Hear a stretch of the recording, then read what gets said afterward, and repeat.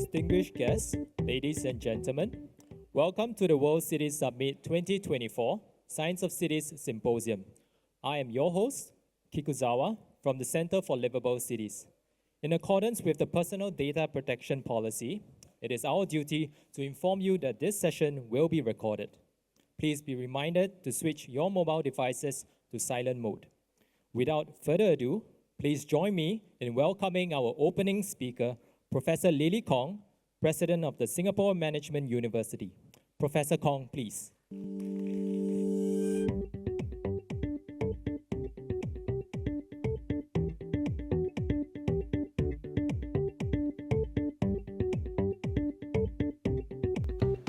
A very good afternoon, everyone. And for those of you who are just coming in, I invite you to take your seats.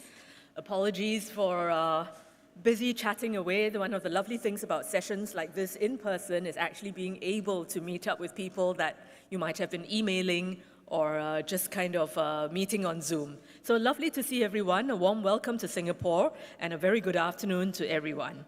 I warmly welcome you to the World Cities Summit Science of Cities Symposium that is organized by the Center for Livable Cities, the Ministry of National Development. For the avoidance of doubt, I'm neither at the CLC nor at MND. I am an academic and a professor of social sciences at the Singapore Management University and happen at this point in time to be leading the university as its president. It's my real pleasure to open the symposium and to set the stage for what I expect to be a very invigorating discussion for the rest of the afternoon.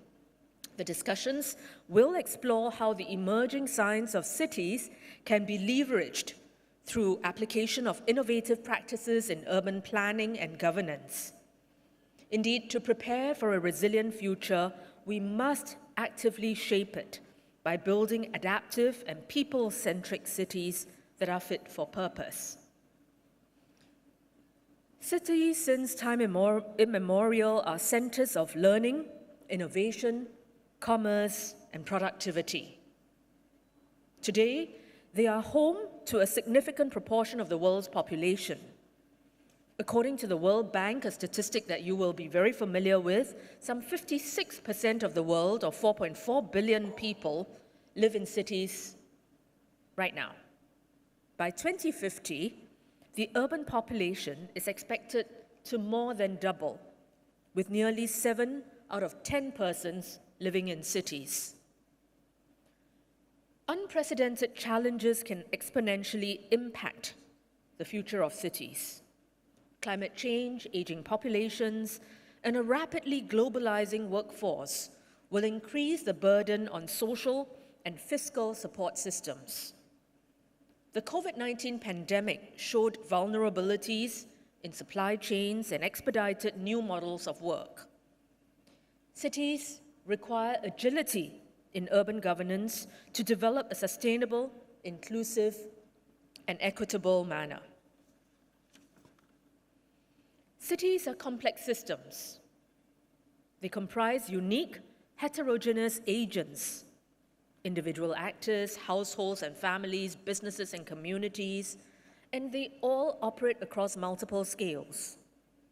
The interactions among different agents, the feedback loops that are created that reinforce or challenge decisions made and actions taken, the adaptation to circumstances and changing environments, all these add up to cities as highly complex systems.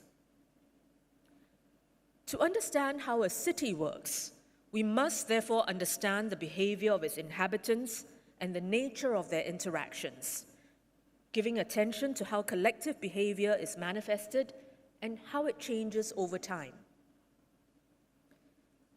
Escalating climate challenges posed by rising temperatures and sea levels or extreme weather events requires cities to shift conventional paradigms in urban planning, urban design, and urban management. The complexity of urban ecosystems requires cities to employ integrated solutions rooted in science and technology, in partnership with stakeholders, to address short-term challenges and ideate long-term solutions for resilience and adaptability. Science of climate adaptive cities is continually evolving, driven by ongoing research, innovation, and collaboration amongst experts from diverse fields. In the first of the ensuing panels, presenters will discuss how cities are employing science to mitigate and adapt to the impacts of climate change. But science isn't everything. At the heart of cities are their inhabitants. It is imperative that urban planning, design, and implementation are driven by a people-centric approach, prioritizing the needs, well-being, and experiences of its residents. As demographics and societal preferences shift, cities must adapt to maintain vitality and efficacy. Applying science-based approaches for data-driven decision-making and innovative solutioning is fundamental to this aim. The second panel this afternoon will explore how cities are employing science to develop people-centric environments. In one sense, I do wish there were a third panel on the art of city making, but it does not detract from the importance of the discussions this afternoon. The science of cities will continue to transform our understanding of the urban environment. Going forward, Singapore aims to be amongst the centers developing this field globally.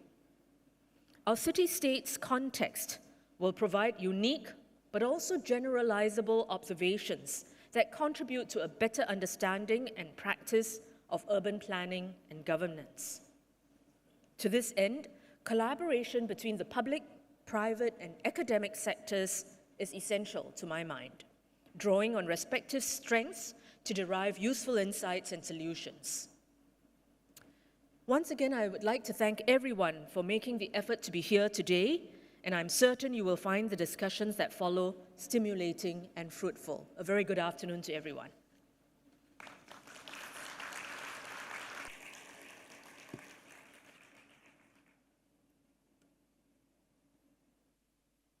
Thank you, Professor Lily Kong. We shall now commence our first panel session for today, titled Science of Climate Adaptive Cities, Climate Change and Escalating Challenges Posed by Rising Temperatures, Sea Level Rise, and Extreme Weather Events will require cities to adapt the way it's planned, designed, and managed. In this session, we will focus on how cities are employing science to mitigate and adapt to impacts of climate change. Our first keynote speaker for this panel is Professor Thomas Schoeffer, professor at the Singapore University of Technology and Design and the program director and principal investigator at FCL Global. His research and design work focuses on the intricate relationship between design and technology in urban planning, design and architecture, with an emphasis on environmental sustainability. His presentation today is titled Scientific Frameworks for Imaging and Creating Future Sustainable Cities. Professor Schoeffer, please.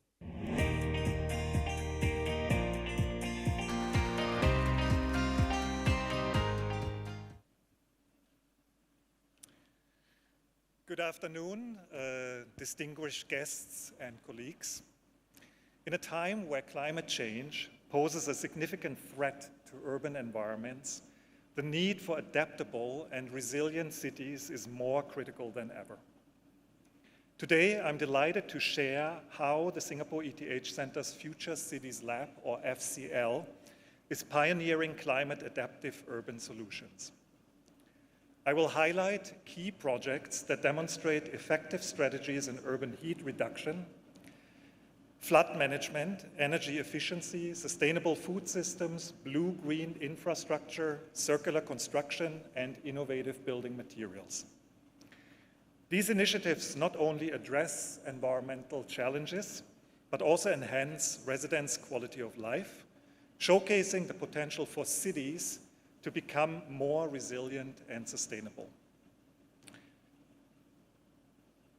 First, a brief overview of the Singapore ETH Centre. Established in 2010 by ETH Zurich and the Singapore National Research Foundation as part of the CREATE campus, the center is dedicated to developing solutions for pressing global challenges including climate, health, food, and energy. Our center is a vibrant hub of innovation, home to over 350 researchers from 30 disciplines and 25 nationalities. We collaborate with over 40 academic institutions, 30 industry partners, and 35 government bodies, currently driving 50 funded projects across a diverse range of critical issues.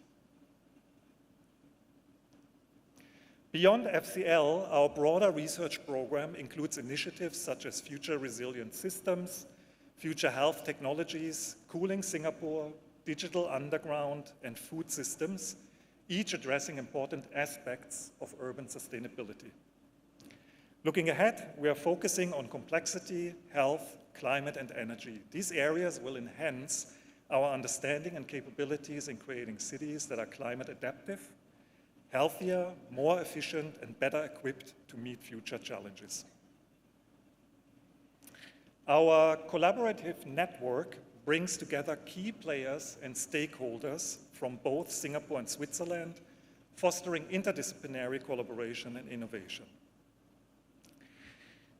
At FCL, we employ a wide range of scientific methods and tools, including experimental studies, computational models, simulation techniques, and large-scale prototypes. This work integrates science, design, engineering, and governance to ensure practical and innovative solutions. In our work, settlement systems refer to the complex and interconnected networks that comprise urban and rural habitats. This includes spatial organization, infrastructure, housing, transportation, public spaces, and socio-economic dynamics. FCL is anchored in physical hubs in Singapore and Zurich, fostering a dynamic exchange of ideas and expertise. Our program is structured into 4 research clusters and 13 projects, supported by our engagement platform, which facilitates collaboration and knowledge sharing among researchers, stakeholders, and our wider community. The 6 projects I will now share with you span various scales, from global strategies to material innovations, illustrating the breadth and depth of our work. Agropolitan Territories of Monsoon Asia addresses the unsustainable relationship between urbanization and food production in climate-vulnerable areas. It aims to create strategies that balance urban expansion with resilient food systems, crucial for mitigating climate change impacts, ensuring food security, and promoting sustainable development.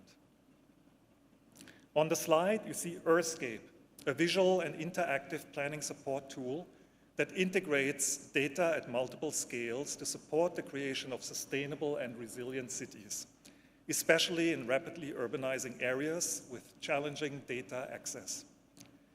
Developed with support from the Asian Development Bank and the Swiss Secretariat for Economic Affairs, the pilot implementation of this tool is backed by municipal planning authorities in Indonesia.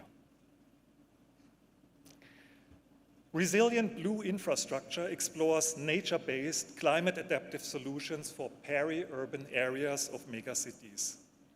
These solutions aim to transform the city into sponge city, capable of reducing flooding, protecting against drought, securing local food production, mitigating heat island effects, and enhancing biodiversity. There's actually a growing global interest and willingness from funders to invest in effective solutions for low-income cities to meet climate change challenges.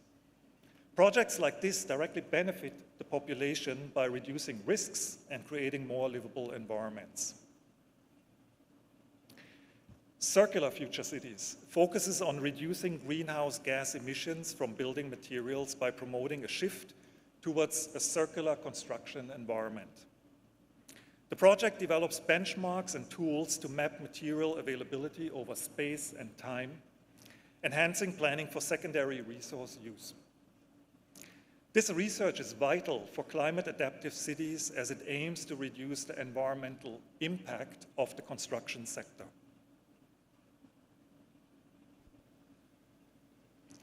Dense and Green Cities examines the effectiveness of urban districts in balancing high-density living with quality of life, economic growth, environmental sustainability, and social well-being. Using spatial network analysis, this project studies user dynamics, spatial layouts, and interactions, providing essential insights for enhancing urban infrastructure and community vitality. The research evaluates environmental factors like outdoor thermal comfort and ecological performance, emphasizing how blue-green infrastructure enhances ecosystem services. These elements are crucial for creating climate-resilient cities that can adapt to changing conditions.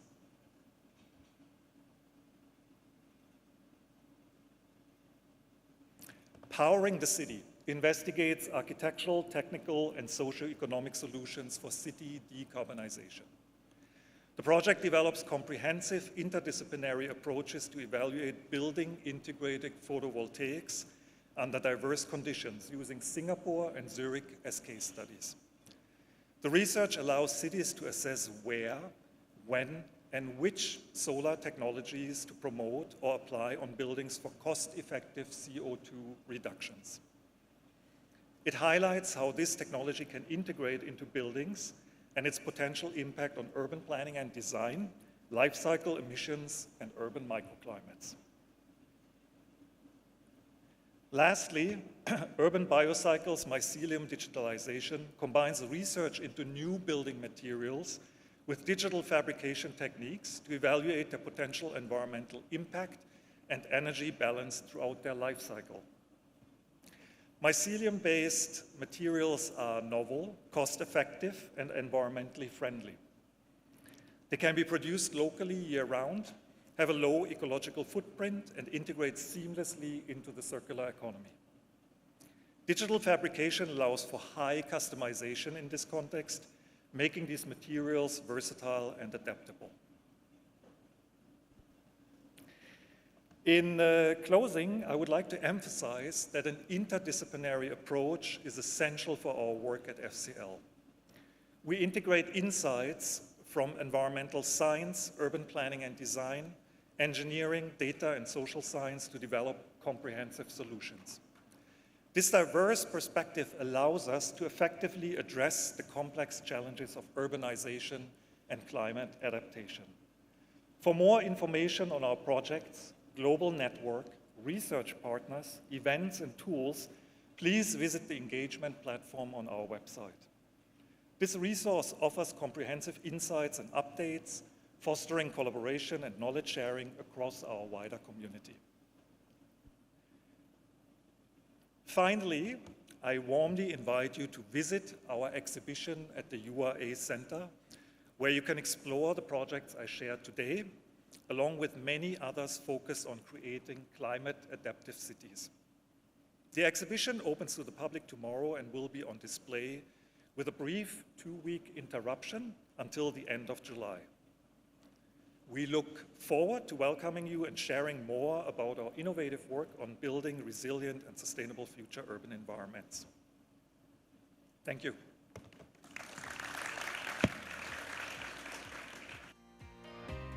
Thank you, Professor Schoeffer. Our next keynote speaker for this panel is Professor Barbara Norman. Professor Barbara is the Emeritus Professor of the Urban and Regional Planning at the University of Canberra, and she's a global expert in sustainable cities, region and smart infrastructure, coastal planning, climate change, adaptation, and urban governance. Her presentation today is titled Planning for Cities and Climate Change. Professor Norman, please. Thank you. Thank you and welcome all distinguished guests and colleagues. It's a great pleasure to be here visiting from my fine country, Australia, and to share our experience. This presentation will go from the global to the national to the local, some key messages from my own research, but also share with you our new National Urban Policy in Australia, which was launched only last week for comment, and how climate change has been integrated into that policy, I think, in a very positive way. Go back. Let's start with the SDGs. It's always a space I like to start with because one of the key messages from this presentation is to be effective in action on climate change, we must take that holistic perspective. We must be considering equity, health and well-being as much as the science of climate change and building that bridge together. So I'd like to start with that big picture. And you'll see why as I go through that I have tried to, in all my work and advice, continue that pattern. So the sixth assessment report, which I'm sure many of you are very familiar with, only confirmed what we already know, that we'll be experiencing extreme heat or more heat. We'll be experiencing more intense rain, drought, fire, and changes in our ocean, the warming of the ocean. And of course, I come from a country of extreme events. We experience all these events in a very short time, actually, recently. And one of the challenges for cities, particularly, and some of our regional centres is not only are they experiencing one event, but they're experiencing 1, 2, 3 events in a short time. So we're planning for the cumulative impact of climate change, not just one instance. And that has a very significant effect on communities when that occurs. We also know, and I think not well understood by our decision makers sometimes, that there are limits to adaptation. We can adapt to many things, but as the human species, there will be limits to how hot a temperature we can actually live with. And I know that from my country. We have a town called Coopapedy in the mining areas in Australia. The whole town is underground and has been for quite a while. And they live very successfully, in fact. But is that the answer for the rest of the planet? I don't think so. So we have to work out how we can design to be able to adapt, but also still be livable. The IPCC, so you will be familiar also, I was delighted to see this climate resilient development diagram in their most recent report. I am a past contributing author to the IPCC, and just to see that they've adopted this term. And I know it took a lot of argument internally to try and get this established, but it's a great strength. So now I'll quickly go from the global to what's actually happening on the ground. So extreme events, you all come from different countries. Some of you in India are experiencing incredible heat right now, and other countries experiencing significant floods. As I said, some of us, there are countries that are experiencing all of the above. But what are the solutions? And my background, about half of it, 20 years in practice, 20 years in academia, is about how to bridge the research and the practice. And so planning for climate risks. And this is a seawall that's been built in northern beaches of Sydney in Australia. And yes, it does protect the people who are living there, but is that the answer to an island continent? No. So we have to be smarter. It might be in more intense areas, but we have to be very innovative and develop a range of solutions suited. And what happens to the people above and below where that seawall is? Because that changes the coastal ecology as well. So quickly moving through in short presentations, tools and regulation. I'm very much a supporter of linking research and guidelines, but I'm also very much, today, much stronger on the role of regulation. We've had many years of guidelines, of advice, of what we should be doing, but have we changed enough, and are we moving fast enough? And when it comes to the planning system, if it's not the law, generally, I find the developers and others, that's not going to happen. So law plays a very strong role. So we also need to be connecting the science and the planning and the legal frameworks much more effectively to make it happen.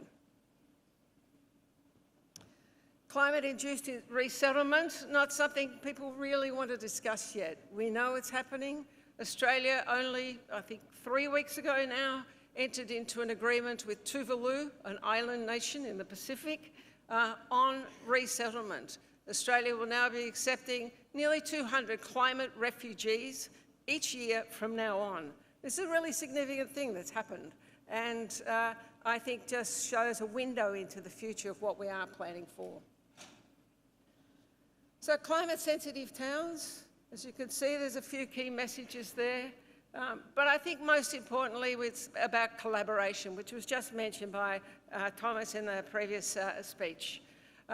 No discipline can do this on their own, and if they think they can, they're mistaken. We have to work together, but we also have to talk to our brothers and sisters in policy making. And I think that we need to do that much more, and a lot more respect, actually, on both sides from what each party can bring to the table. Enabling new technology, artificial intelligence. Here's a photo of using drones, mapping our coastal erosion in southwest Australia, which is a pretty significant problem. And I'm actually the lead author. I've just updated it, about to be released, the Coastal Planning Guidelines for Australia. We need to be using everything we can.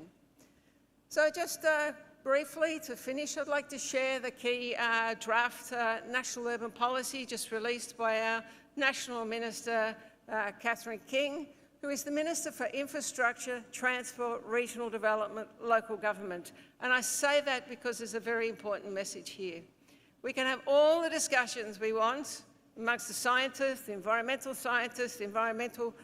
researchers, but unless we connect and give advice to people like the National Minister for Infrastructure, Transport, Regional Development and Local Government, it will not happen. So this is why my work, I chair the National Committee advising on this national policy, advising the National Minister, and my work and my effort is taking all the knowledge I have around cities and climate change and trying to influence that agenda, because that actually has impact on the ground. But you can see our 5 themes here: livable, equitable, productive, sustainable and resilient. And they'll be our 5 pillars going forward in our national conversation around this. And they just articulated a bit more there, and I'll put up a website for you to look at it. It's a much longer document towards the end. But you can see the translation of the SDGs globally to the national level. And to translate from the national level, global level to the local level, you really do need a translation at the national level to be able to make that happen very effectively. The government also has its own key objectives derived from all of that, and you can see they're also connected to the SDGs as well. And I think that it's quite a good discipline to have to make sure that you do that. Shared principles. At the end of this process, we hope to have all our national governments, our state subnational governments agreeing to a set of principles. And if that happens, that gives me confidence that they will be implemented through the planning acts that happen across our federated country. Different to Singapore, yes, but very important in a federated nation where you have many governments. And one more. So last 2 slides, and I have a minute to go, so that's okay. So multiple benefits. I don't think we talk about this enough. We talk about the challenges, we talk about the risks, we talk about the events, but what I think would encourage all of you, and I try to myself, is if we actually do all this, we're going to have a better place. I'm yet to meet anybody who doesn't want to live in a livable suburb, who doesn't want to live in a suburb that's got tree canopy, that's got access to services, that's designed well, that's close to amenities, to childcare, to schools. We all want that. And I guess that's what this is about. But it's about how to achieve that in this changing climate. And I think it's possible. If you want some bedtime reading, 2 recent books of mine. Don't think you want to read it too long at night, but there are some key messages there. And I share this to show that what I've just been talking about is evidence-based. And I think that could be my last slide. 1 second and that's it. Thank you very much for listening.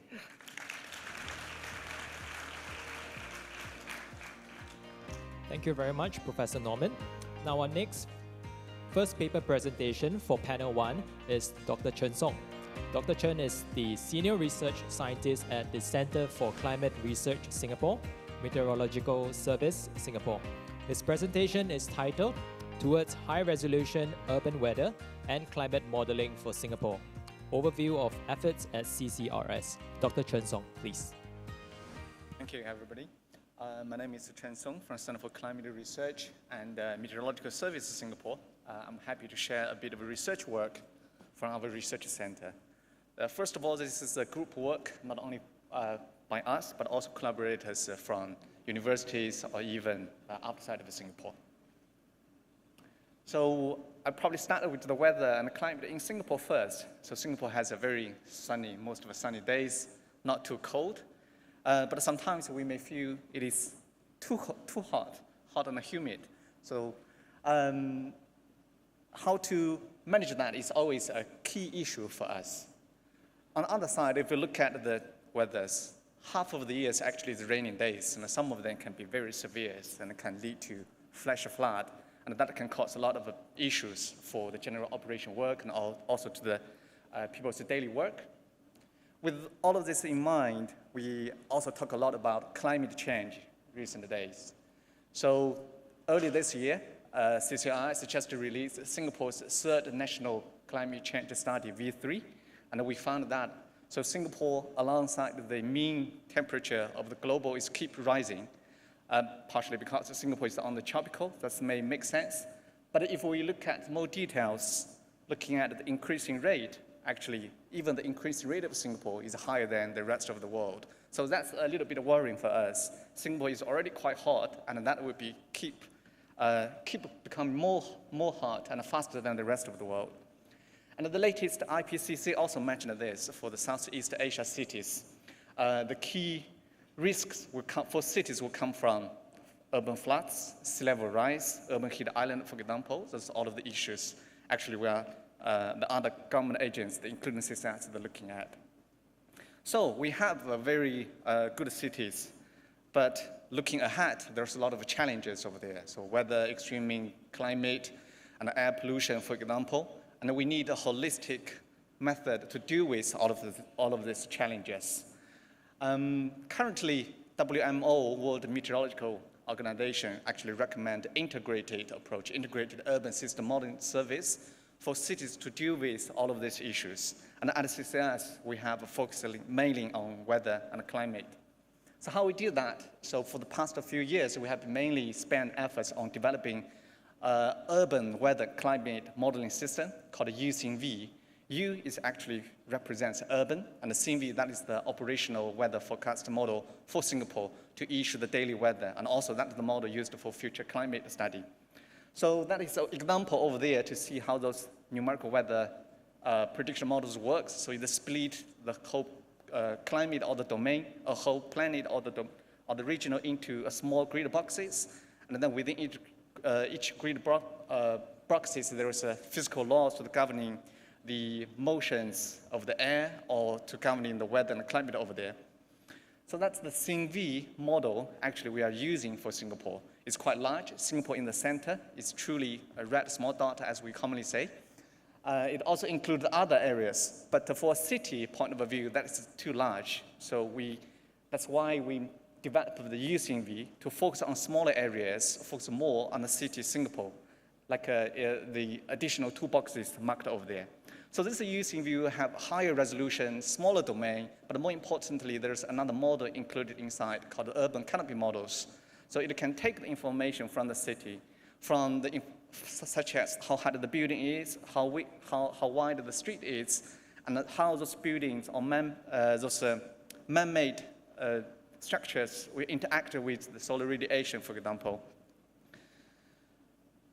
So that's a little bit schematic about these processes. So currently we run the USYNVs in this way. This is driven by the global model data.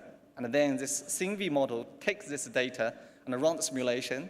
And then we put another two high-resolution model further inside. So we zoom in and zoom in again so that we can have more available and useful information for the city.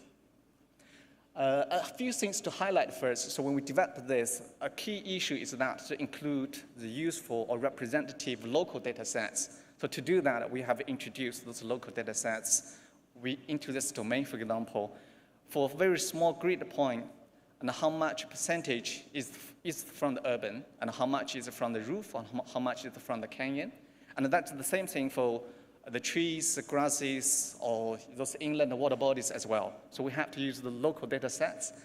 And in the middle, that's another local data set to take into the building informations. So how high the building is, for example. And the last one is the anthropogenic heat. Those heat generated by human activities can be from industries, can be from residential buildings, or can also from the traffic.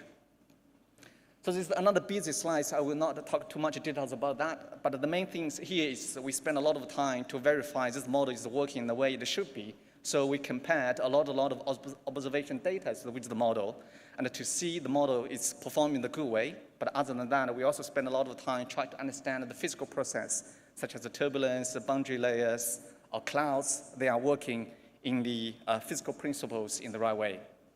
So that is another animation to show this. So this domain of 100 meters of the UCMV, you see a lot of structures popping up. So the white is actually those light rising air, and there is a blue plumes that are a little bit heavier, like sinking air. If you follow that time, they will pop up during the day when the solar radiation is very high, and then they start to disappear at the end of the day after the sunset. So this is something the previous normal numerical weather forecast models or normal climate model couldn't see, but with this development, high resolution, more detailed information, more detailed physics, so we are able to get more detailed insights from the model. We're not only just developing models, we try to make it useful. So here is the application cases. So we use this model to study extreme rainfall events in Singapore. Actually, we have a poster over there. If you are keen, there's a Okta sheet over there. You're happy to chat with him to understand more details. So this is the one example that shown that different resolution model to actually match quite well with the radar image we observed during this extreme rainfall event. Another application case is for extreme heat. So heat is really a hot topic here as well. And actually this case is focusing on the record-breaking heat event last year. So MOQ has reached 37 Celsius degree during that day, breaking the record. So we use this model to see whether the model can actually replicate that. And we also compare to different other models and also the observations. So within that plot over there, actually the UCMV compared quite good results. Actually the best among all of the testing we set, although there's still kind of discrepancies we see one comparison with the observation data. So this process is still ongoing. We are trying to understand a little bit more about the physical processes. So we have did quite a few things about the UCMV, why we need to do this, and what we have done. And for the future, we will continue working towards this, using such a high-resolution models to work with other agencies like UI or HDB to bridge the gap between large scale to the smaller scales. And now with the availability of the V3 climate data, so we will know what the future climate in Singapore will look like. So we also rely on this data to project at even more high-resolution details to see what Singapore will be look like. For example, one case is having in our mind is that we are going to test if we plant 1 more million trees in Singapore. So for the island-wide, how much benefits we can gain from that. So I'll probably stop here. And if you want to understand a little bit more research activity from Center for Climate Research in Singapore, that's the QR code you can follow. Thanks.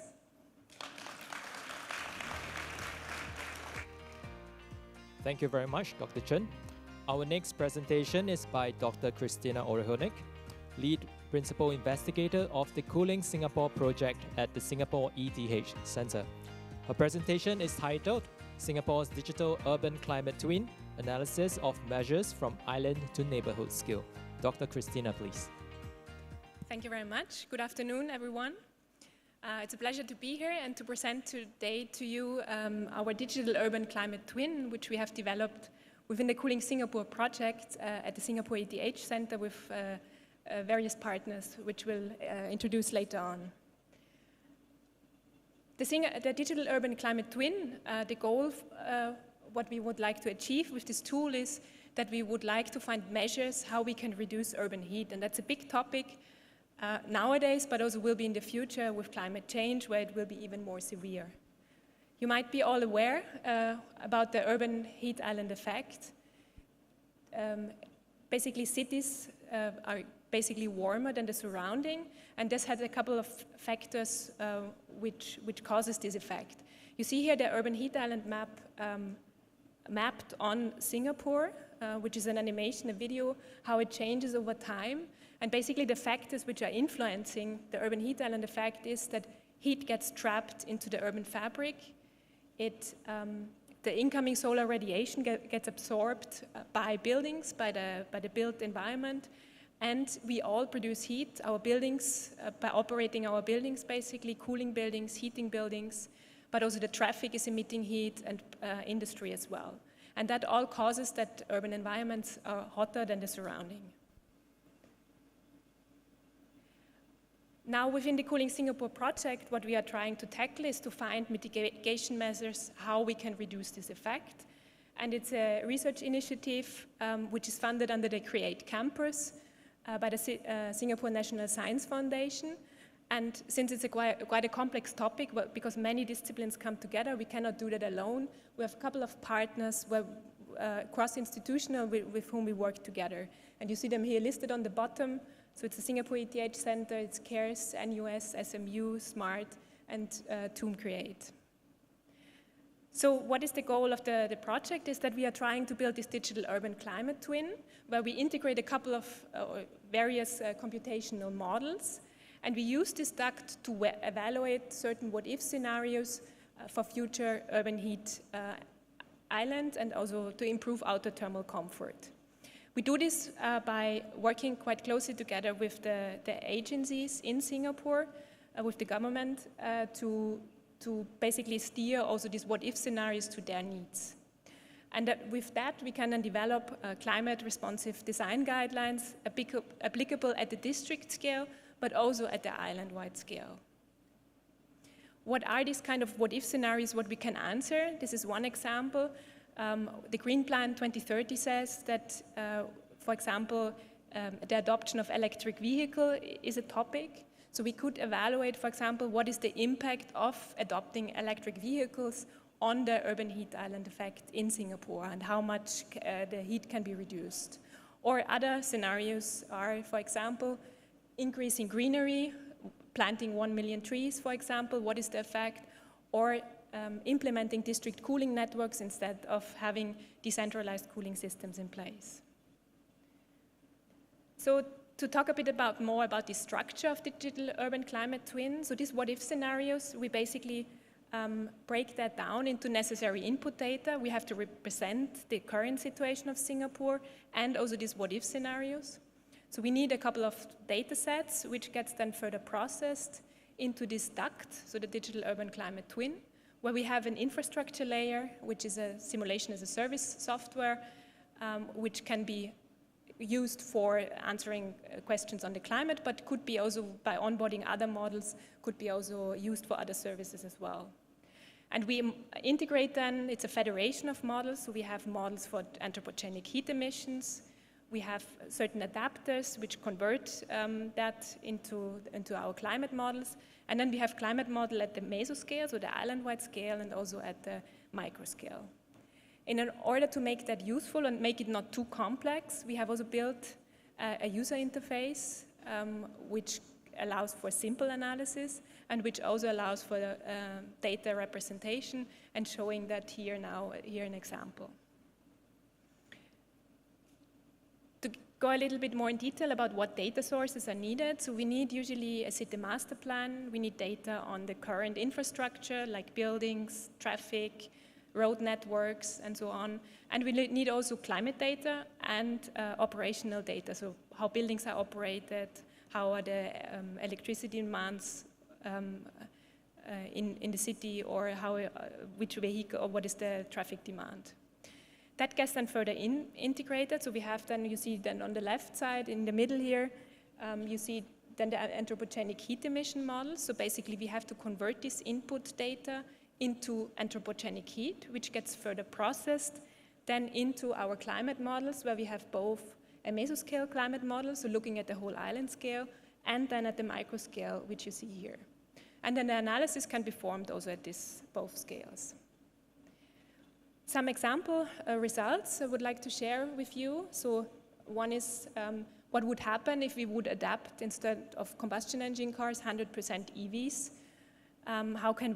what is the impact. So basically you see here on the top yet now how the sensible heat gets reduced at the roads. And you see here then on the right side, what are the results, what is the impact basically on the temperature within the city. So we see it gets reduced by about, overall for the whole island, about 0.11 degrees, so not very severe. But if we look at certain areas more in detail, the impact is more pronounced, which is about half a degree. And at specific points in time, so basically under rush hours or at very peak traffic demands, it can be up to minus 1.3 degrees. Another example is what would happen if we would increase the fraction of vegetation, where you see here default and increased vegetation. And we see here, for example, the impact for this analysis is that the overall island-wide effect in this case is about 0.05 degrees, and the cooling effect overall can be about 0.3 degrees. These were some examples, another example which is shown here is then you can then also move into certain areas. So for example, the forest Tenga, what would happen if we would build their open mid-rise land use, where you see then how heat is changing over time at the whole island scale, or moving into the district scale analysis. You see we can also basically increase vegetation at the district scale by planting trees, integrating water bodies and so on, and do the analysis then here very locally at that scale. I'm unfortunately missing the video which I tried to integrate, but basically you can then also, we have a poster outside, you see then a QR code where you can also show, where also we show the video of the tool which we have developed. So finally, to conclude, the DACT enables project stakeholders, urban planners and urban designers to evaluate different what-if scenarios in a holistic manner, and in this case we have tailored it also to the needs of Singapore. You can conduct analysis at very different scales and visualize also the impact of future developments. You can run it basically also for future weather conditions and see what is the impact, for example, in 2050, and develop based on that also policies for specific cities. We have done that now for Singapore, and since it's quite a tool which can be also onboarded, or which is quite flexible, we could also adapt that to other cities and climate regions, for example to Zurich, Vienna or Jakarta in Indonesia. And with that, I would like to thank you for your attention, and come visit our poster and see then also the video about the digital urban climate twin. Thank you very much.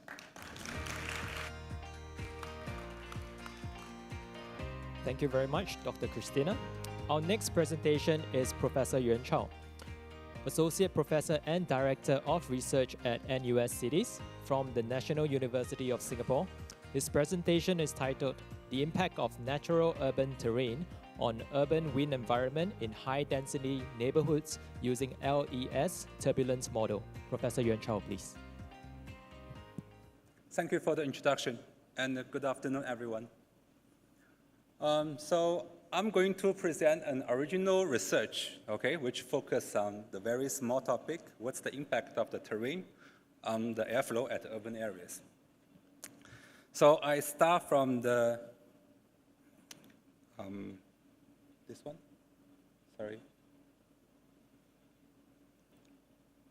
Okay, I start the whole story, okay, from the heat wave and the heat stress. This slide shows the heat wave in Asia and the heat stress and what we're supposed to do during the heat wave. Nowadays, everybody talk about the heat wave, and the question to us is that whether we have heat wave in Singapore or not, because Singapore is in tropical areas, every day it's very hot, and we are so used to the hot weathers. There's so many definitions of the heat wave, okay? If we use the traditional definition, okay, 35 degrees, in the 3 consecutive days, then we don't have the heat wave in Singapore, okay? But if we use the more advanced, more recent definition of the heat wave, you can see the analysis result we can observe, okay, within 15 days. We have several days, okay, in which the air temperature is higher, okay? So this is the heat wave. Since we have the heat wave, we conduct a lot of climate projections, climate modeling to prepare ourselves, okay, to achieve the future information, to prepare ourselves for the future. Then we develop this kind of digital microclimate platform. We can see, okay, so what's the urban wind environment and what's the urban wind permeabilities at the CBD areas, at the high-density urban areas, which is very beautiful, very user-friendly, very informative, but whether it's enough to help us to prepare for the heat wave, I would like to say, no, it's not enough, because the result basically is based on the annually average situations. This is not for the very short-term extreme situation. Then we develop another kind of the modeling tools. This modeling tool can help us to investigate the impact of the anthropogenic heat on air temperature. So you can see everywhere the impact of the anthropogenic heat on air temperature is different. The air temperature increment is different. Why? Because the urban morphology is different, so that the heat dispersion potential is different. You also can see at every moment, each hour, the emission, the air temperature increment is also different because the emission is different. And this kind of result will give us the very informative impression. Okay, so for example, we can easily identify where's the hotspot. Okay, but again, whether it's enough to help us to deal with the heat wave, I would like to say it's still not enough, because the resolution is not very high. It's 200 meters by 200 meters. What if some stakeholders ask us, okay, so we want to know what happened inside, in several grid, what we can do? We need more information. Then we conduct this, rely on very high fidelity CFD simulation. We conduct this CFD simulation using a supercomputer from NSEC. And you see, this simulation is very different with the traditional CFD simulation. You do not see the horizontal wind streamlines. This basically, you can see the heat plume, very different. And this simulation is done for the extreme situation. There's no incoming wind, only buoyancy-driven airflow. So this information is very important to us to prepare ourselves for the heat wave. But the question to us is that, okay, in this simulation, which is already very heavy, very expensive, we assume the ground level, the ground surface is flat. So the question to us is that whether we should include the terrain or not. If we include the terrain, maybe we'll improve the accuracy, but definitely will make the simulation more expensive and more time consuming. So my student Tanya said, okay, so let's investigate this, let's figure this out. Then we look at the terrain. So simply, generally speaking, we have 3 types of terrain. The first type of terrain is like the mountain in Malaysia, which is very high. And another terrain is like the city, like Hong Kong. Okay, the buildings and the mountains, they are together. And in this study, we look at the type 3, okay, the very general, very low terrains, okay? And because everybody knows that Singapore is very flat. So we look at this type of the terrain. We designed the 2 scenarios and 2 cases. One scenario is one case is the buoyancy-driven scenarios, which is the extreme situation, means that there's very little incoming wind, but the air temperature is very high. And another case is the wind-driven scenarios, which basically is the normal situations. And we cross-compare, okay, so with the flat terrains and with the natural terrains. Okay, so what's the difference? And we choose the Tanjung Pagar areas, okay, so for this study. Several reasons. The first reason is that, okay, we have the weather stations over there so that we will be able to cross-compare the simulation result with the real field measurement data. The second reason, which is more important, is that at these areas, we can find a neighborhood with different urban morphology, different density, and also different kind of the terrains. That's the reason why we can do a lot of cross-comparisons at this area. Okay, so this is the setting, and we include both building model and terrain models into our simulation. And we make the model very carefully, especially when the building and the terrains intersect with each other. So you can see the domain is huge because we need to reproduce the physics, the buoyancy effect physics, okay, into our simulation. And we use the nighttime scenarios in this study because normally we observe the heat plume and the heat wave and the buoyancy-driven airflows at the night times because at night times, the atmosphere is more stable. Okay, so this is the qualitative analysis. We just look at the wind speed contours. We can see at the buoyancy-driven scenarios, you can see the very significant, very obvious difference. Means that we should include the terrains when we want to see what will happen in the buoyancy-driven scenarios. But in the wind-driven scenarios, basically, let's focus on the build-up areas. We can see this difference is not significant. And a quantitative analysis. Okay, we have two parameters. One is the slope, another one is the urban density. Why we look at the slope? Everybody knows if the terrain is higher, of course, the impact will be more significant, right? But we need to provide the numbers to the, for example, the CFD technicians or wind engineers. Okay, so what's the number? If the slope is less than 5%, okay, we don't need to include terrain. If the slope is larger than 10%, okay, we definitely need to include the terrains. So we need to provide this kind of numbers as the technical guidelines to help the engineer to conduct the more accurate CFD simulation. So we include these parameters. The second parameter is the density, the urban density, because we want to know what's the impact of the same terrain, but at the different urban areas with different density. Maybe the impact will be different. So we collect the data from different urban areas with different density very carefully. And I will ignore all the statistical analysis result, all the detail, just introduce the implementation. So very simple, with the gentle slope, okay, no matter whether the urban density is high or low, we don't need to include the terrain, which is very straightforward, less than 5%, okay? But with the shallow slope, okay, it's quite tricky. At the high density urban areas, we don't need to include the terrain, but at the low and medium density urban areas, we should include the terrain. Why? Because at the high density urban areas, the buildings are very strong, very big. So the buildings will dominate the airflows, dominate the microclimate. So that if you run a CFD simulation at the high density urban areas, no need to include terrain. It will help you to save the time and decrease the energy consumptions. But for the steep slope, okay, if the medium and the low density areas, okay, then you need to include the terrain. Because at that moment, the building is not so big.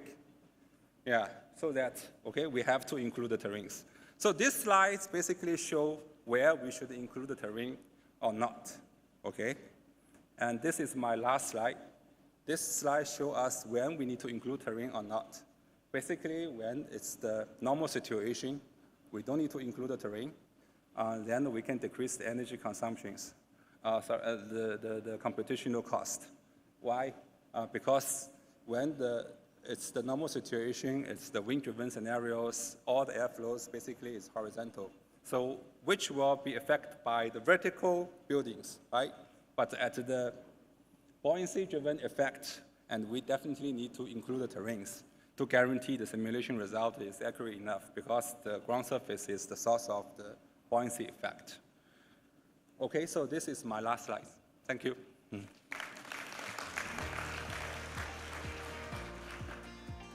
Thank you very much, Professor Yuen Chao. Our next presentation is by Dr. Sri Lalita, the Associate Director of Research at FCL Global, Singapore ETH Center. Her presentation is titled Elevating Urban Ecology, Assessing the Connectivity of Skyrise Greenery in Singapore. Dr. Sri, please.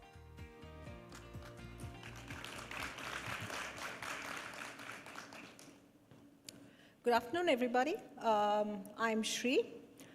I'm also the co-lead author and presenter today of our study. I'm very happy to share with you today our ongoing research, Elevating Urban Ecology, Assessing the Connectivity of Skyrise Greenery in Singapore. This research is co-authored jointly by Anjana, Junyao, and Professor Schoffer. The study is also part of the Dense and Green Cities research at Future Cities Laboratory Global Singapore ETH Center.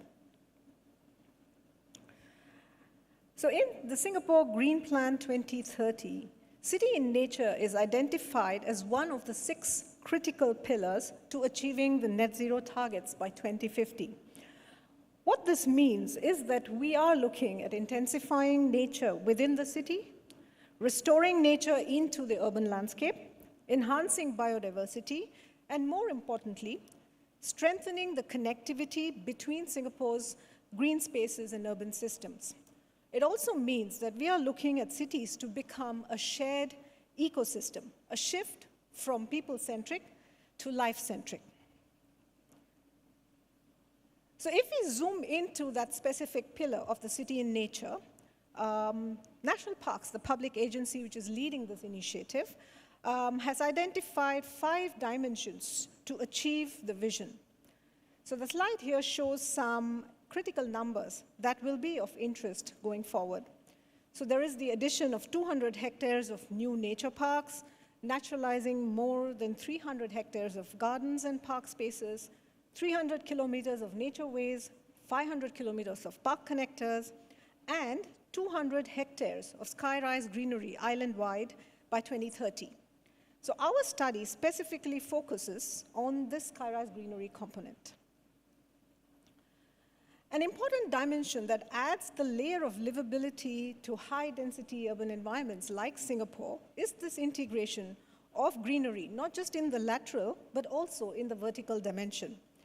Policies like LUSH, the Landscaping for Urban Spaces and High-Rises, LRA, which is Landscape Replacement Area in Singapore, have seen the emergence of dense and green building typologies, where density and sustainability become mutually beneficial and interdependent. At the Singapore ETH Center Future Cities Laboratory, we started this journey to systematically analyze and quantify the performance of these dense and green building typologies. And we concluded that these buildings effectively perform as ecosystems themselves, especially when combined with the urban context they are in. So while sky-rise greenery component is numerically computed into the green percentage for the city, most urban studies look at ecological connectivity only with the ground level greenery or the green cover on the planar surfaces. Sky-rise greenery component is currently not accounted for as an integral part of ecological connectivity in the urban planning process. So our study explores this potential of integrating sky-rise greenery components into the ecological network connectivity and also analyzes it at the neighborhood scale using 2 case studies, the Solaris building and the Wilmar building. Now the difference between the two is Solaris is bound by roads on all 4 sides, so it doesn't have a park context adjacent to it, whereas Wilmar has a very rich biodiverse park adjacent in a seamless connectivity at the ground level. So the 2 key questions we are right now addressing in this exploratory study is, does the proximity of ground level greenery significantly improve the ecological connectivity of sky-rise greenery? And how can network theory be used to quantify and compare the ecological connectivity of the sky-rise greenery? So how do we do this? We do this using a 3-stage framework. So we look at first mapping the ecological nodes and the edges. So every planted patch is mapped as an ecological node, considering that each of them offer a potential habitat capable of supporting biodiversity. The edge is basically the closest distance between the boundary of any of these 2 nodes. In case they are on different levels, we consider the inclined distance. The second step is to do an analysis. Now, in the weighted network analysis, we usually weight the edges. But what we are trying to do here is to do a fully weighted analysis. What that means is, while the distance and the interrelationship between the nodes is important, the quality of the node itself becomes significant to consider. So we look at a fully weighted network where you have the node scores as well as the edge weights put together. And finally, we compare the network measures to analyze how the two projects perform. So the analysis framework, of course, looks at the key centrality measures. So we look at the 3-degree centrality, closeness, and betweenness. Now, what does degree centrality indicate? It indicates the number of connections of a node. So what do we hypothesize? Especially if you have territorial species which do not move too much around, will the higher nodes with higher degree be key in terms of their connectivity? The closeness centrality tells us about the clustering or how compact the network is. So what do we measure? The hypothesis is that the set of spaces that have the potential to become extended habitats for some of these species. And finally, the betweenness centrality, which tells us about how significant a node is as a connector in the whole network. So based on our assessment, we would think that most of the nodes which have high biodiversity and high plants which support biodiversity would probably come up as high betweenness nodes.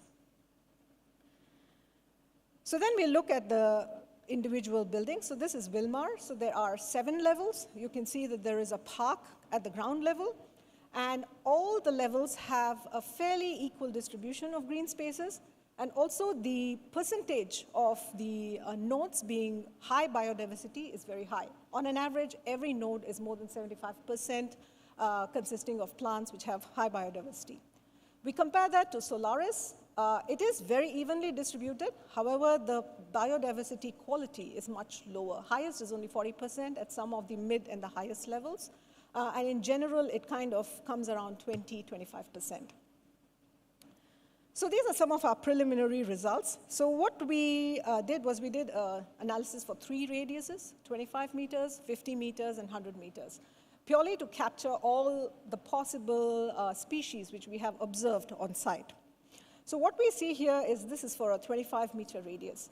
Both the buildings show some nodes which come out as higher value. So in the Wilmar project, we could see one at the ground level and one at the level 4. In the Solaris building, there's again one at somewhere in the mid-level at level 5. On an average, the number of nodes, like high degree connectivity, was seen in Wilmar compared to Solaris. In general, there was a prominence of some nodes versus the others. When we go to 50 meters, we see that suddenly that prominence tends to become much vaguer, or it gets lesser in Solaris, but it becomes stronger in Wilmar. So one reason could be that the proximity of a high biodiversity node on the ground also impacts how these other nodes on the elevated levels actually work. And then when we go to 100 meters, you can see there is a much stronger impact on the Wilmar nodes compared to what we see in the Solaris nodes. So just to go back to what we were trying to look at, so in the first question was, does proximity impact? Yes, we could see that there is a significant difference when you have a park proximity versus something which doesn't have. However, it's interesting to note that if you see the connectivity spatially, Solaris actually has a very continuous space, totally connected. However, because the landscape patches itself did not have high biodiversity, it could not leverage on that connectivity of the space. So one possibility is to do a better plant palette for that one. And can network theory help? Yes, we have seen that it does give us some very interesting conclusive results. But the next step for us is to validate it, which we are going to do a biodiversity survey on site to see how much of these measures are actually true on site, and then also to see how we can scale up this particular methodology from a building to, say, a district and then to a neighborhood's larger scale. Just finally, to conclude, our poster is out there, so please feel free to come and ask us more questions if you are interested on the study. And also do visit us at the URA Center where our exhibition is opening tomorrow.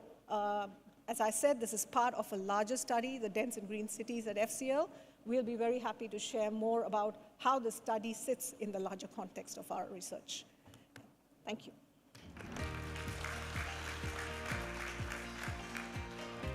Thank you very much, Dr. Sri. Our next presentation is by Dr. Sergei Sori, Director at the Center for Innovation in Transport, CENIT, from Spain. His presentation is titled Strategies for Implementation of Green Spaces in Cities and Urban Mobility Planning. Dr. Sori, please. Thank you. Good afternoon to all of you, and thank you for the invitation. Well, today we'll talk about mobility. So basically, we'll talk about how to implement mobility in the strategies of the green areas. So briefly, we'll give a brief introduction. I will introduce the concept of super blocks. So it's part of the strategy we're doing in Barcelona. I will talk about the Barcelona case study and results and some policy implications. So let's just start with the beginning. This is the picture of Barcelona. So maybe it's the picture of, it's the photo of so many cities around the world. So as you can see, we have a huge problem with pollution. When we have to address this, in fact, we need to be aware about some data. First, a big part of the pollution also comes from the cars is related with the traffic, no? Usually when we're talking about cities, about 30% of the greenhouse emissions is related with the transportation. So when we're thinking about how we can address this issue, we need to think in terms of mobility. Also, we are aware about the doctors make a lot of analysis, and we're aware now about what is the consequences of all this pollution in the health of city. Even we are able to quantify in terms of deaths, in terms of health issues. Another data, for instance, when we're thinking about globally in 2018, for instance, we data about what is the total global CO emissions. The road vehicles are about 74%. So when we're talking about emissions, we're talking about pollution, one of the key elements how to address mobility. So traditionally, when we address mobility, we promote have a lot of potential measures, a lot of potential policies. For instance, here in Singapore, one of the first places we address the congestion charging. We're talking about public transport, bike lanes. I mean, around the world, the cities is doing a lot of initiatives. So, but one of them, and really the last year, they are increasing the attention of so many cities, like Barcelona, Singapore, Paris, and so on, even in New York, is the restructure of a urban space. I mean, provide more space for citizens, for pedestrians, and reducing the space for road, for cars. This kind of measures, the implementation of measures is not easy at all, and they have a lot of issues in implementing. First, the citizen engagement, and also how to coordinate this with mobility. So here today we will try to talk about this. The coordination of this kind of measure is more in terms of urban planning with the mobility planning. And usually it's a trade-off, because when we need to implement these measures, for instance, you see the picture here is one of the green areas in Barcelona. We need to be aware that in the case we not reduce the mobility, will represent an increase of the externalities, a spillover effect. So in some way, we're improving the quality of the green areas, but at the same time, it's possible that we introduce more externalities, more congestion to the surrounding areas. No? So the goal of the research is to address this trade-off, to quantify how we need to reduce mobility to make sure we can implement in a successful way this kind of solution. So the case has been used of the Barcelona. So here is the superblock network. I mean, this is before originally the idea is to implement these green areas of Barcelona. We changed the concept. Initially was thinking to put together several blocks and inside the blocks to reduce the traffic. Now that we changed the concept, we moved to more green axis, as you can see here. So let's see if I can okay, perfect. So as you can see now, we switched the concept. So the goal now we're talking about, Barcelona in fact is not a big city. We're talking about 1.6 million of inhabitants. The idea now we have only 1% of the green spaces, so it's a city very congested, especially and very polluted, especially because here we're surrounded by mountains and makes things even more difficult. So the goal with this policy is to increase still about 40% to the green areas, no? But always when we're addressing this, we have the big issues as usual, no? So how we can implement this in a successful way, thinking in terms of mobility. So so far we had implemented some areas of green areas, we call super blocks, and we have a very successful results. to be honest, so far. Even was not easy politically, even we have a lot of problems in terms of city engagement. But when we see the results of the previous implementations, they are quite positive, in terms of the increase of the commercial shopping centers, in terms of the quality, you can see of the space here, this kind of a space, in terms of all the pedestrian zones. So it's quite positive, and the people are really usually pretty comfortable with this solo. And you can realize also when you go here in these spaces, the life it's around there. No? It's a huge improvement in terms of quality of the space. So, but again, one of the key issues is how to address this with mobility. So here we make an analysis. So the idea we make, imagine we take the part of the grid structure of Barcelona, the typically the Fonserrada street. We take a piece of this and we simulate. We make an assumption, some assumptions to simplify the analysis. It's a sort of a homogeneous city grid. And here we try to introduce, in the case of doing a superblock. For instance, in this case, we're assuming a superblock, and here what we're doing is reducing the traffic in this area. So only we allowed the neighbors to access there. And we simulate the traffic and see what is the cost-benefit analysis of all of this. So to this analysis, so what we can expect when we're analyzing, I mean, the idea is, in this area when we're doing the super blocks, here we create this space, so it's clear that the quality of life is increasing, so it's a positive result. But when we see all the externalities, unless we reduce the traffic, this will create a lot of externalities in terms of congestion, in terms of pollution, and so on. So, and it's very likely they will increase in an exponential way. So at the end of the day, some kind of trade-off, some like an optimal point that where we can expand these areas unless we decide to reduce the traffic here. So our goal is to quantify how much traffic we need to reduce to a city and to make a relationship between the area we're using for these measures, these green areas, with the traffic. So to give some inputs, so insights to the policies, to the mobility policy. So to do that, we make an analysis. So it's not my idea to extend deeply with this, just an overview. So at the end of the day, we use some kind of assignment model. We use the objective function is a cost-benefit function, so we make a dynamic system, and also we make some kind of scenarios. So we increase here the demand, some levels of demand, and also we include some kind of different scenarios. The scenario is the basic scenario, not doing anything. The scenario to introduce one superblock, or the scenario to introduce several superblocks, for instance, and even we consider several configurations in order to reach what is the optimal one. So we make all these scenarios, So what is the results we can expect from that? First, for instance, let's suppose, here we put this in terms of how they change the cost-benefit function. Here, for instance, let's suppose this is several levels of demand, when it's less or more. So, and here we have what increase the area of the superblocks. But we can realize in the situation where usually it's in a congested city, so the most likely scenario is here, we can see how fast they can grow exponentially, so that the negative effects. So they give us an idea. Of course, when the network capacity, they have capacity to accept the spillover effects, it's an improvement of the situation. If we see, for instance, in terms of how they change the cost-benefit function, when we change here, for instance, what we are doing is we consider the density, so we increase the demand function, and here what we are doing is to several configurations of superblocks. When we have one superblock, 2, 3, 4, and here we're increasing the density. Let's suppose, for instance, we have one superblock. So we reach this level. After this, when the demand is higher, is when we have these negative effects.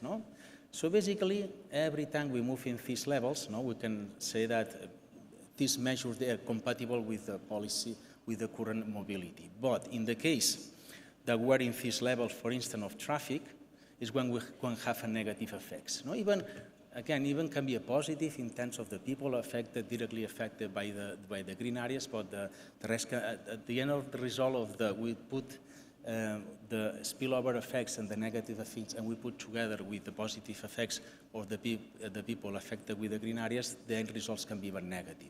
So this is what it's important to coordinate both measures. So this is some examples, but I would like just to conclude to give some kind of policy implications, no? I mean, of this analysis, of this simulation, we will put very clearly is how important it is to address both policies together, urban planning with the mobility planning, no? These have an important governance implications, governance model implications. Often in so many city halls, both departments are completely not aligned, or even they don't talk each other, no? So they put more, again, the emphasis how it's important not to have a more holistic approach of the city. No? We see in the previous presentations, often a lot of the measures we're doing in cities, the effects a lot of the departments. Here really, they show the importance of this. Some examples just to give, for instance, if we have a 10% of the, we want to increase the, or we want to have the 10% of the area in green areas, we have to reduce the traffic in 2%, so in 3% almost. So it's basically a factor of 3, no? So 30%, no? We want to have 10% of the areas, we need to reduce the traffic in 3%. Pretty reasonable.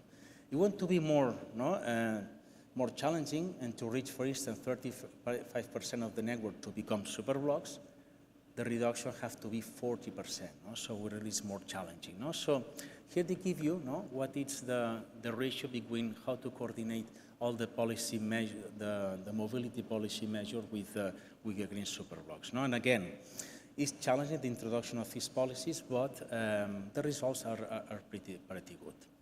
Okay, so because I'm running out of time, so thank you, and I have the poster there, so if someone wants to have more detailed information about this, more than welcome. So thank you so much. Thank you very much, Dr. Sergey. Now, may I have another round of applause for all of our panel speakers again for panel 1. We shall now commence our panel 1 discussion on the science of climate adaptive cities. May I invite our moderators, Professor Norman, Professor Thomas, and our 5 panelists to take your seats on the stage, please. As for our audience, if you wish to engage with our panelists in the Q&A segment, now simply scan the QR code that's displayed on the screen right now and submit your questions from any time now for our panel to discuss later. And please be sure to select the correct section, which is the WCS Science of Cities Symposium Panel 1.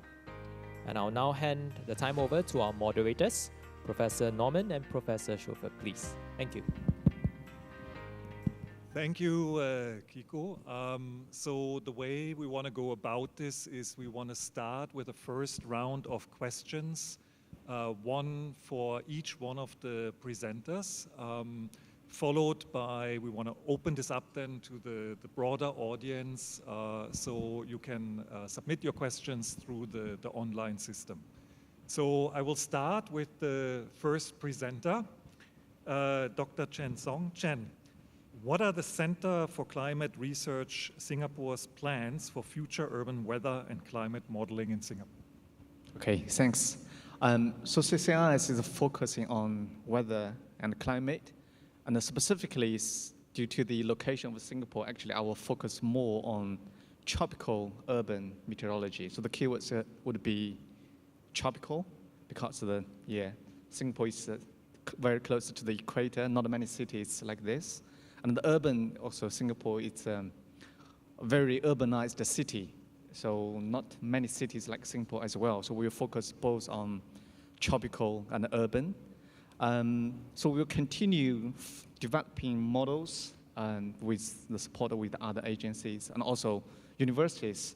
So part of the plan in the future is we try to create some kind of community. Not only us, we are a small center, small team. We cannot do everything. So we have to rely on all of the researchers from university, for example, to work together on the tropical urban climate. Example is that, so for the tools, there's many ways we can do so. If we work on this tool, but the researchers are using different tools, it will be hard to collaborate. But if we can form such a community together, so we know where is the issue, where the future will be, so we can work on the same direction towards tropical urban climate. Another plan would be, so AI is really a big thing right now, so we will rely on the physics governed method to deal with this method.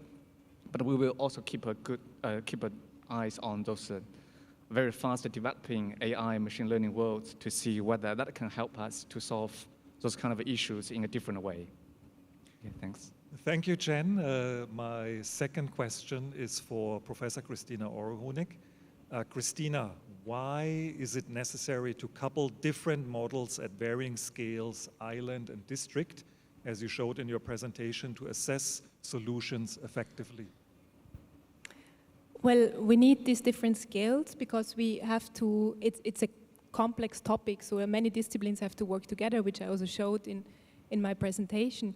So basically, we need the island-wide scale, the mesoscale, more for defining policies, so what impacts, so basically to define the policies finally, for example, increasing the level of vegetation, that's more something where to assess the overall impact, what this measure could have, that has to be assessed at larger scale. But finally, if you want to really integrate it, you need to do that at the district scale, where these measures come into place. So that's why it's also important to look at zoom in and then define clear interventions directly at the district scale.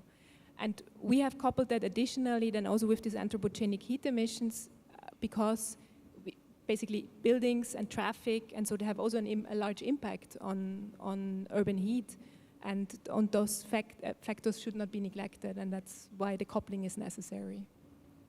Okay, thank you, Christina. My third question is for Professor Yun Zhao. In the context of growing urban populations and increasing climate change impacts, how do you think artificial intelligence and machine learning technologies enhance efforts to build and maintain climate resilience in urban areas? I mean, it's a topic we saw popping up in some of the presentations, right? But I would be very keen to get your view on this. Yeah, thank you. So now the AI machine learning are very popular, and I use the ChatGPT almost every day. So I believe definitely the AI and machine learning can be applied to run the modeling and projections for climate change and urbanizations and these kind of things. My US friend told me that, okay, so if I use the machine learning but not use CFD, if I use CFD, it will take me 1 month to finish the simulation. If I use the machine learning, 5 minutes, and the result is very accurate.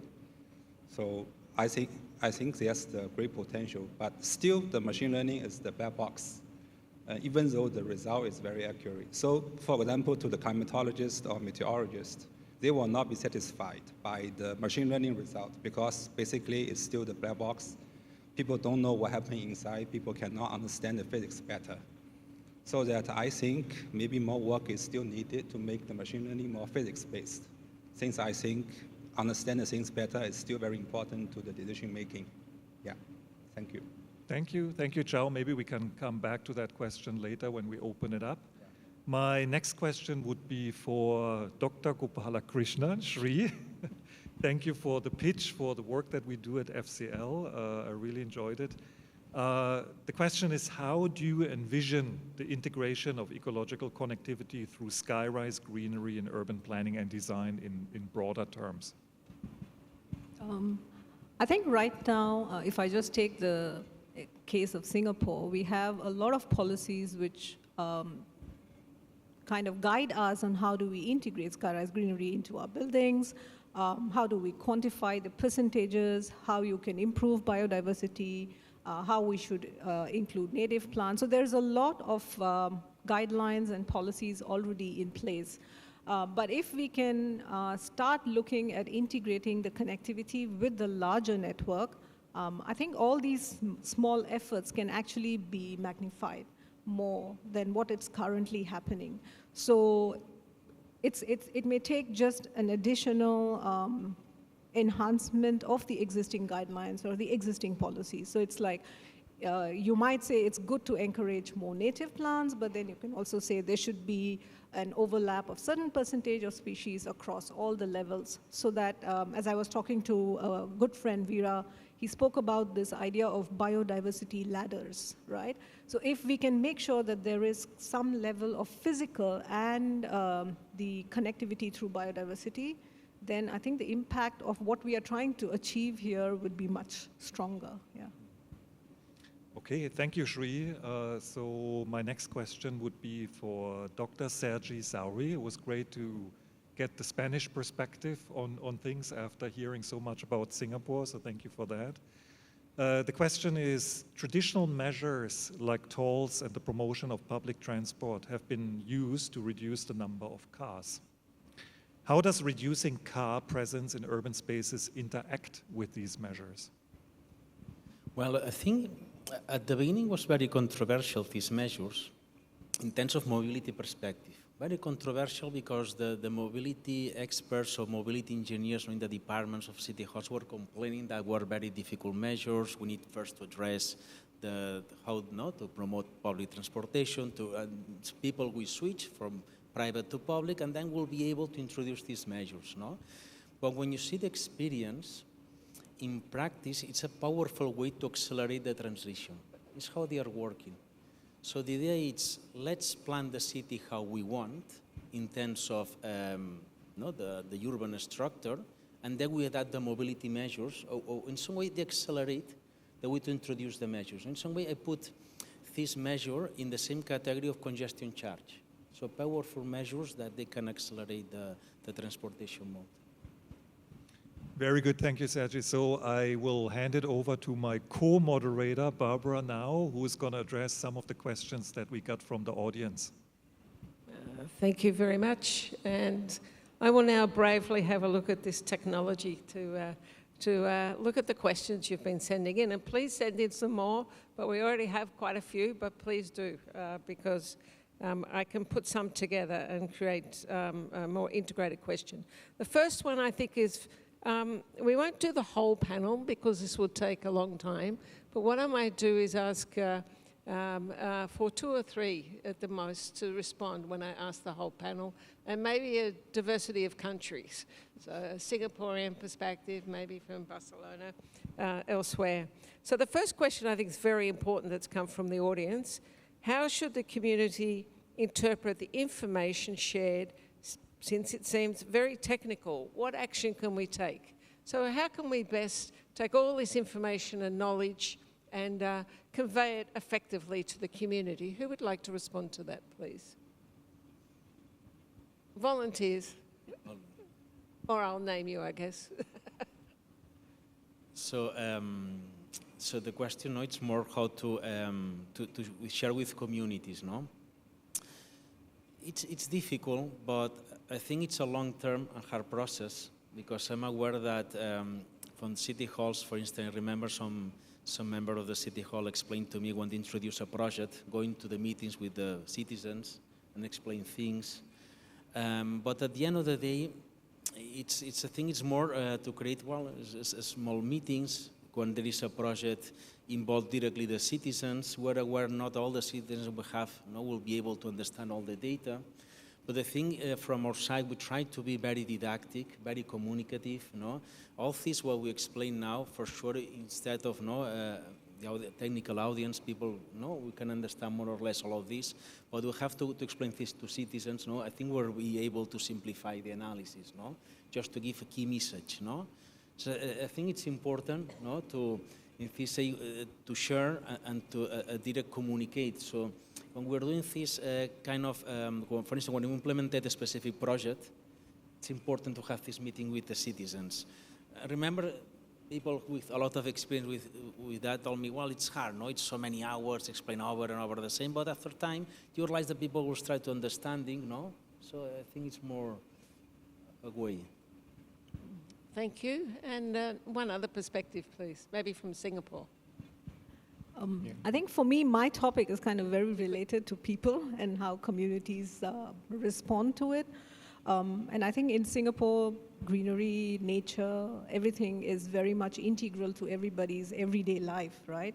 So when we see a new bird coming into our balcony one day, or when you see something, a squirrel jumping onto your balcony, even on the 5th floor or 6th floor, it's always very interesting, like how did it arrive there, or what made it come to that level? So I think these are small questions which we can engage with the community to understand how they respond to it. And I think personally, for me, it's also, Singapore wants to be a city in nature. So there is always this education which is needed about what it means to coexist with nature in an urban context.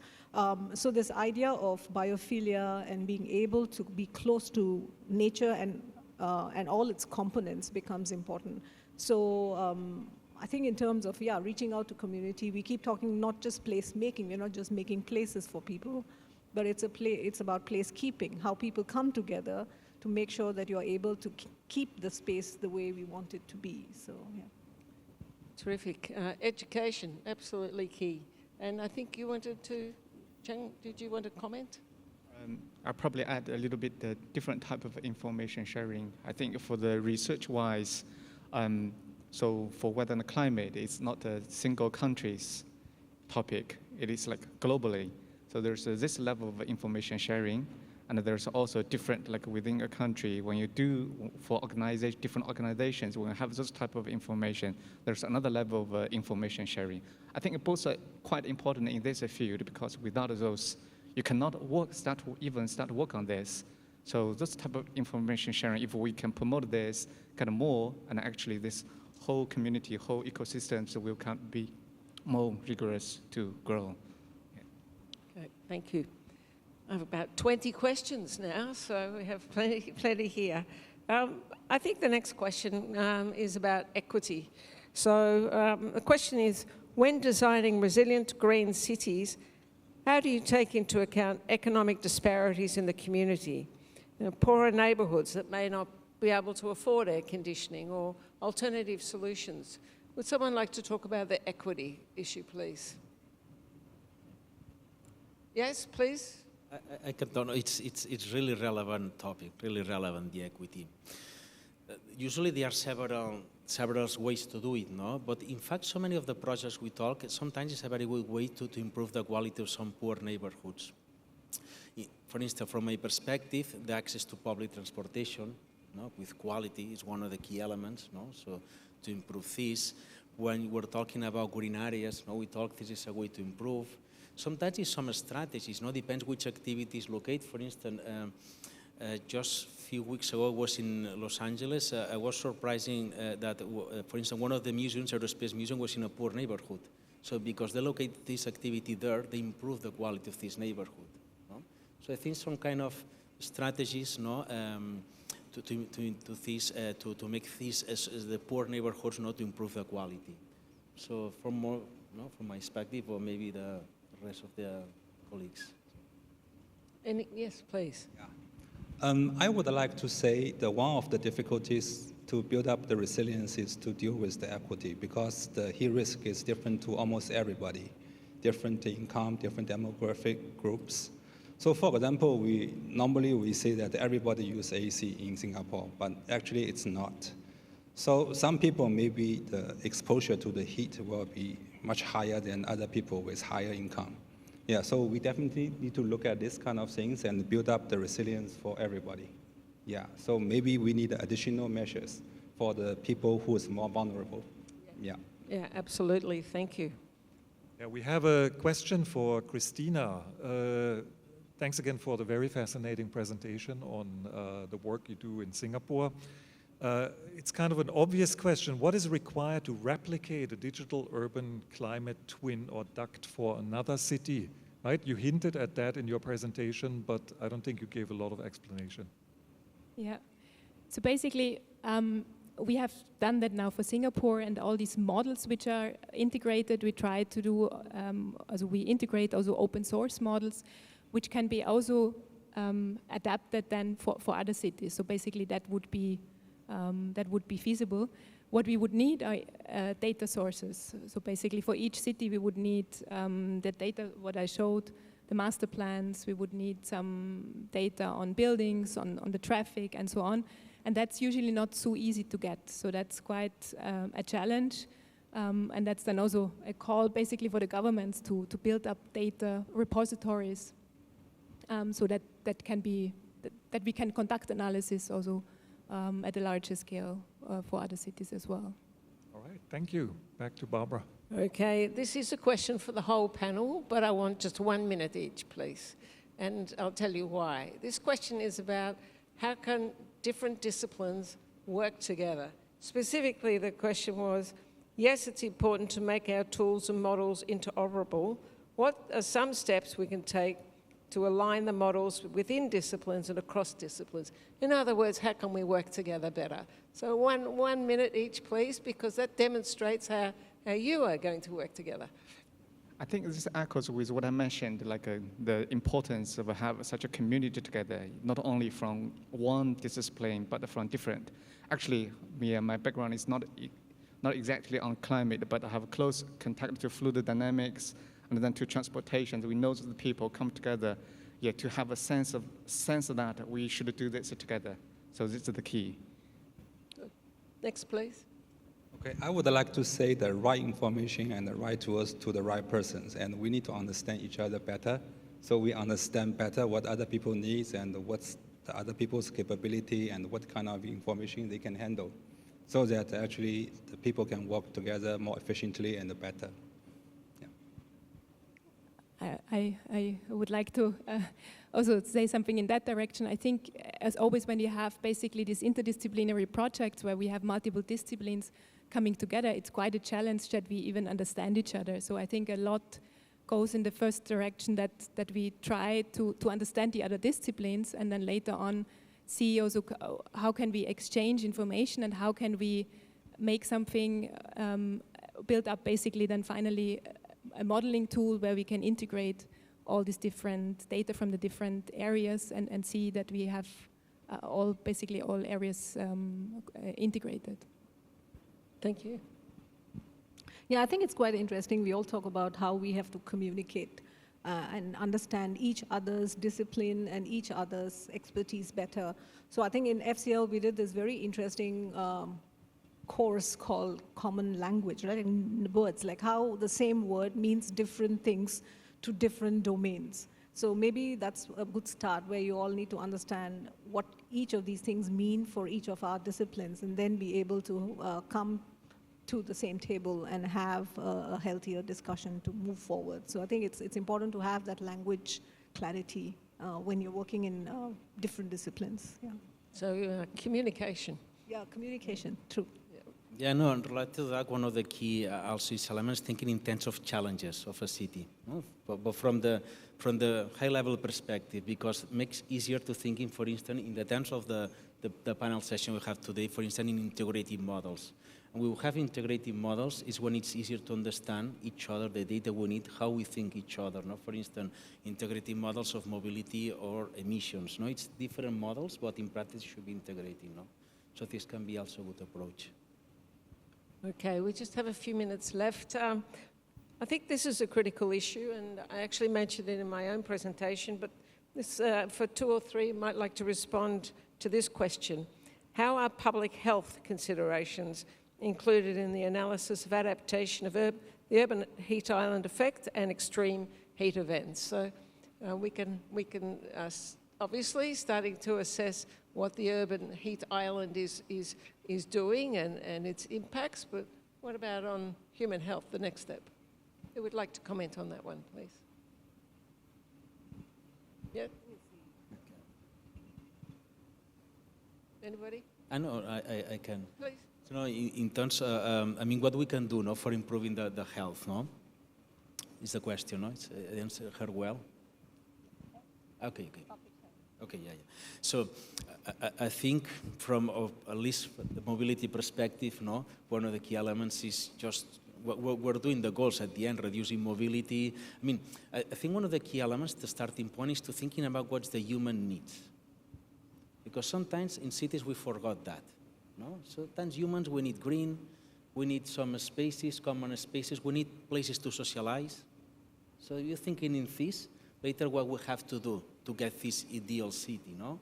So from our perspective, improving grid zones, reducing the emissions, no? And I'm guessing the rest of my colleagues also can add, no, more things, no? And for sure this is when we can have, no, a much health life in cities, and we can improve the public health, no doubt. Thank you. Anybody? Oh, yeah. Maybe I can add a bit, yeah. Please, you go. Yeah. I would just also take the UHI urban heat islands as an example. Actually, it's really affect the human's health.